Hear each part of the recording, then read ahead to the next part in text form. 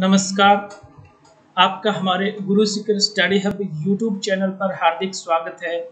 बच्चों, अगर अभी तक आपने हमारे चैनल को सब्सक्राइब नहीं किया है तो प्लीज़ सब्सक्राइब कर दीजिए और बेल बटन आइकन पर क्लिक कर दीजिए ताकि नए आने वाले वीडियो के नोटिफिकेशन आपको प्राप्त होते रहे। हम लोग राजस्थान पटवारी और राजस्थान पुलिस के कंप्यूटर सिलेबस के अंदर आने वाले टॉपिक के वीडियो आप लोगों को प्रोवाइड करवा रहे हैं। तो पीछे हमने इनपुट डिवाइस आउटपुट डिवाइस के बारे में बताया था। आज का जो वीडियो लेके आया हूँ वो है कंप्यूटर मेमोरी। तो चलिए शुरुआत करते हैं फिर कंप्यूटर मेमोरी। बच्चों, कंप्यूटर मेमोरी का कार्य क्या होता है? मेमोरी का कार्य किसी भी निर्देश को, सूचना या परिणाम को संचित रखने का होता है। कंप्यूटर में होने वाली समस्त क्रियाएं सर्वप्रथम मेमोरी में जाती है।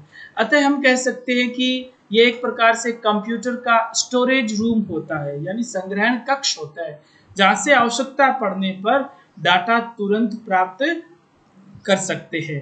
तो मेमोरी जो है उसका जो विभाजन हम करते हैं, यानी टाइप ऑफ मेमोरी जो होती है वो दो ही प्रकार की होती है। कौन कौन सी होती है? मेन मेमोरी और सेकेंडरी मेमोरी। अब चलिए देख लेते हैं थोड़ा सा। प्रयोग के आधार पर मेमोरी दो प्रकार की हमने बताई है। पहली होती है प्राथमिक या मुख्य मेमोरी, दूसरी होती है द्वितीयक या सेकेंडरी मेमोरी। प्राथमिक या मुख्य मेमोरी जो होती है यह मेमोरी माइक्रो प्रोसेसर या मदरबोर्ड के अंदर लगी होती है, इसलिए इस प्राइमरी स्टोरेज भी कहते हैं। यह सेमीकंडक्टर मेमोरी होती है जो सीपीयू से सीधी जुड़ी होती है। यह अनेक छोटे भागों में बंटी होती है जिसे लोकेशन या सेल कहते हैं, और प्रत्येक सेल में एक निश्चित बिट होती है जिसे वर्ड लेंथ कहते हैं। यह लेंथ 8, 16 या 32 या फिर 64 बिट की होती है। इसके कई प्रकार होते हैं, रैम, रोम, प्रोम। चलिए इनके बारे में हम लोग आगे विस्तार से देखेंगे। पहले देख लेते हैं मेन मेमोरी जो होती है वो मुख्य तरीके से कह सकते हैं दो ही प्रकार की होगी। यहाँ पे ये जो विभाजन हमने बनाया है वो हो गया सीपीयू की और एक होगी मेन मेमोरी। अब सीपीयू मेमोरी जो होती है वो दो प्रकार की होती है, सीपीयू रजिस्टर मेमोरी और सीपीयू कैच मेमोरी। और मेन मेमोरी होगी रैम और रोम। चलिए फिर सीपीयू मेमोरी के बारे में पढ़ लेते हैं। देखिए सीपीयू मेमोरी जो होती है, यानी कि सीपीयू रजिस्टर मेमोरी, यह मेमोरी सबसे छोटी और सबसे तेज होती है। रजिस्टर मेमोरी का साइज 16, 32 और 64 बिट का होता है और यह दो प्रकार की होती है, memory address register, memory buffer register. अब मेमोरी एड्रेस रजिस्टर में डाटा का एड्रेस से रजिस्टर वो रखा जाता है, और मेमोरी बफर रजिस्टर को मेमोरी डाटा रजिस्टर भी कहते हैं। ध्यान रखना, कई बार इसके प्रश्न आ जाते हैं, सबसे तेज मेमोरी के बारे में पूछ लेता है, तो यही मेमोरी जो होती है वो सबसे तेज होती है। कौन सी? CPU register memory. इसके बाद आपका आता है सीपीयू कैश मेमोरी। तो यह मुख्य मेमोरी और सीपीयू के बीच की एक तीव्र मेमोरी होती है, जिसमें बार बार प्रयुक्त होने वाले डाटा और निर्देश स्टोर होते हैं। ध्यान रखना, कई बार प्रश्न पूछ लेते हैं कि मुख्य मेमोरी और सीपीयू के बीच कौन सी मेमोरी होती है? सीपीयू कैश मेमोरी होती है। चलिए फिर इसके बाद अब आपका स्टार्ट हो जाता है मुख्य मेमोरी में रैम और रोम। अब रैम क्या होती है? रैम का पूरा नाम क्या होता है? Random access memory. रैम को प्राइमरी मेमोरी या वोलेटाइल मेमोरी के नाम से भी जाना जाता है। यह मेमोरी अस्थायी रूप से डाटा को स्टोर करती है और यह तब तक काम करती है जब तक सिस्टम ऑन रहता है, इसलिए इसे वोलेटाइल मेमोरी भी कहते हैं।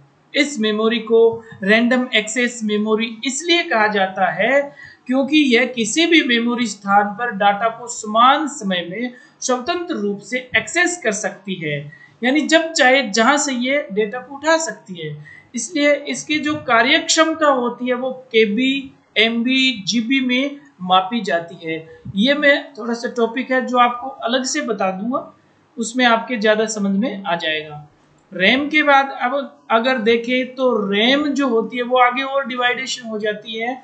रैम को एस रैम और डी रैम के अंदर बांटा जा सकता है। वहीं रोम जो होती है वो 3 प्रकार की होती है, पी रोम, ईपी रोम और ईईपी रोम।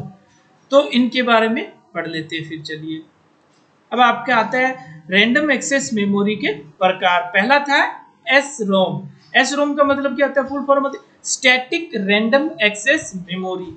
यह वह रैम होती है जिसके मेमोरी स्थान को एक बार रिजर्व हो जाने के बाद उन मेमोरी स्थानों को दोबारा रिजर्व नहीं किया जा सकता, अर्थात इसमें अतिरिक्त सर्किट प्रयोग नहीं किया जा सकता, जो रैम को रिफ्रेश करने का कार्य करती है। अब ये यहाँ पे एक पर्सन कई बार बन जाता है कि ऐसी कौन सी मेमोरी होती है जो रिफ्रेश नहीं होती है? वो स्टैटिक मेमोरी होती है। और दूसरी आपकी है डी रैम यानी डायनेमिक रैंडम एक्सेस मेमोरी।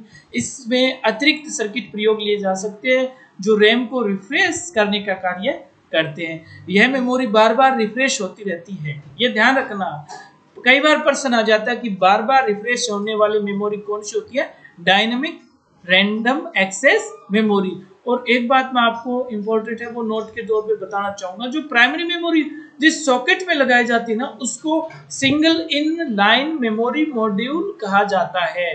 क्या कहा जाता है? Single in line memory module. कई बार प्रश्न आ जाता है, ध्यान रखना इन छोटी छोटी चीजों का।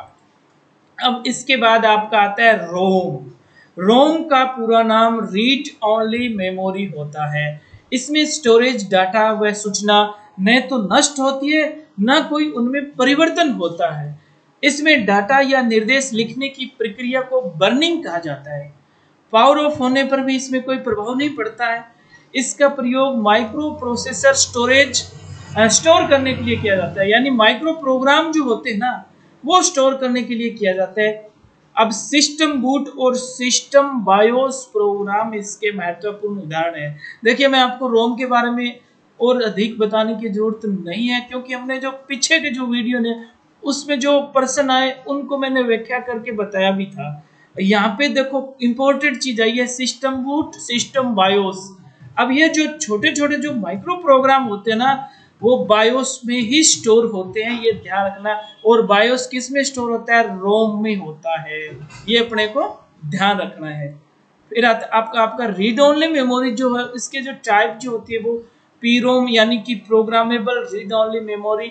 इसे यूजर द्वारा प्रोग्राम्ड किया जाता है और एक बार इसे प्रोग्राम्ड कर दिया गया हो तो इसमें जो डाटा और निर्देश होते हैं ना उन्हें बदला नहीं जा सकता। यानी ये जो पी रोम जो होते हैं ना प्रोग्रामेबल रीड ओनली मेमोरी जो बायोस में काम आती है, ये एक बार प्रोग्रामिंग होने के बाद बदली नहीं जाती, ये ध्यान रखना। इसके बाद नेक्स्ट जो है वो है ई पी रोम यानी erasable programmable read only memory. इन्हें रिप्रोग्राम्ड भी किया जा सकता है, अर्थात इसके डाटा को इरेज कर सकते हैं। और जो अल्ट्रावायलेट लाइट अल्ट्रावायलेट जो किरणें जो होती है ना उससे हम इस प्रोग्रामिंग जो होती है की उसको इरेज करते हैं। इसी वजह से इसे UV ultraviolet programmable read only memory भी कहा जाता है। इसके बाद आपके आती है ई प्रोम यानी कि electrically erasable programmable read only memory. इसमें लिखी गई सूचना को विद्युत किरणों से हटा सकते हैं तथा इसे पुनः नई सूचना भी इसमें लिख सकते हैं, इसलिए इस मेमोरी को फ्लैश मेमोरी भी कहते हैं। ध्यान रखना क्या बोलते हैं इसको? फ्लैश मेमोरी ई प्रोम।